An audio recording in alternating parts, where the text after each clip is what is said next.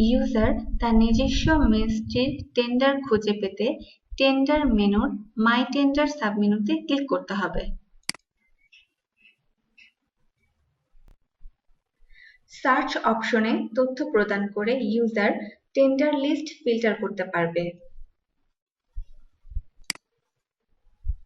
Under preparation, live, processing, archive এবং cancel ট্যাবগুলো দিয়ে status অনুযায়ী ইউজার টেন্ডার লিস্ট খুঁজে পাবে। যে সকল টেন্ডার এখনো পাবলিশ হয়নি তা আন্ডার প্রিপারেশন ট্যাবে দেখা যাবে। পাবলিশ টেন্ডারগুলো লাইভ ট্যাবে দেখা যাবে। যে টেন্ডারগুলো ক্লোজ হয়েছে কিন্তু কন্ট্রাক্ট সাইন হয়নি তা প্রসেসিং ট্যাবে দেখা যাবে। আর্কাইভ ট্যাবে কন্ট্রাক্ট সাইন টেন্ডারের লিস্ট পাওয়া যাবে এবং ক্যান্সেল টেন্ডারের লিস্ট ক্যান্সেল ট্যাবে পাওয়া যাবে।